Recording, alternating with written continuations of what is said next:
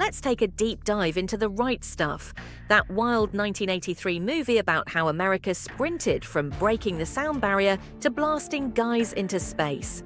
If you haven't seen it or haven't watched in a while, trust me, you're in for a ride. First off, it's directed by Philip Kaufman, who also wrote the script based on Tom Wolfe's big, irresistible 1979 book. The movie hit theaters on October 21, 1983, after a fancy Kennedy Center premiere, and runs a whopping 3 hours and 13 minutes. But don't let that scare you, it's worth every minute. Made by the Ladd Company, distributed by Warner Brothers, it cost about $27 million to make, but made only $21.5 million at the box office back then. Honestly, it flopped, but now it's a total cult classic. So what's it about? The story covers the years between 1947 and 1963, following two main threads. First, Chuck Yeager, the no-nonsense test pilot who smashed through the sound barrier and basically defines what it means to have the right stuff.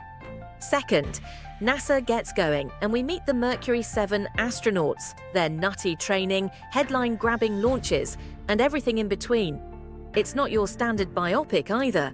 There's a lot of tongue-in-cheek fun, some straight-up American myth-making, laughs, and, yeah, a healthy dose of Cold War obsession. You'll get cheesy heroism, bizarre medical tests, the infamous pickle scene, and just enough heart to remind you these were real guys, not just action figures. Check out this cast, by the way. Absolute legends. Sam Shepard as Chuck Yeager. He got an Oscar nod for this, honestly, he should have won. Scott Glenn, Alan Shepard, Ed Harris, John Glenn, Dennis Quaid, Gordo Cooper, Fred Ward, Gus Grissom, Barbara Hershey, Glennis Yeager, Kim Stanley, Pancho Barnes, Veronica Cartwright, Betty Grissom, Pamela Reed, Trudy Cooper, plus Lance Henriksen, Charles Frank, Donald Moffat as LBJ, the band's Levon Helm narrating, even Jeff Goldblum and Harry Shearer clowning around as wannabe recruiters. The actual Chuck Yeager pops up in a cameo as well. He's the bartender. Why is this movie so special? A lot of reasons. The tone.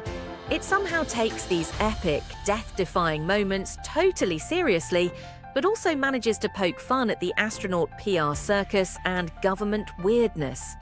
There's that scene with the Astros and the glowing pickle medical test, and later, the launch montage cut with an Australian Aboriginal fire dance.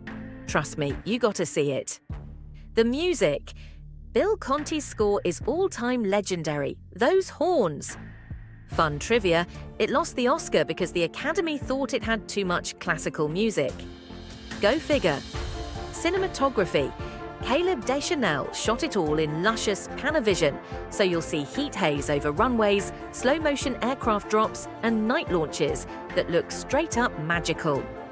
The sound. The moment Yeager finally breaks Mach 1 might be the best sonic boom ever put on film. Want to know how accurate it is? Turns out, mostly pretty legit. Yeager did the deed with busted ribs. The astronaut selection process really was a nightmare. John Glenn really was a squeaky clean Boy Scout, and Gordo Cooper. He did, in fact, fall asleep before his flight. The movie does play a little fast and loose with the Gus Grissom hatch thing. That part's been debated forever. By the way, The Right Stuff won 4 Oscars: editing, sound, score, and sound editing, and was nominated for Best Picture, Supporting Actor, Art Direction, The Works.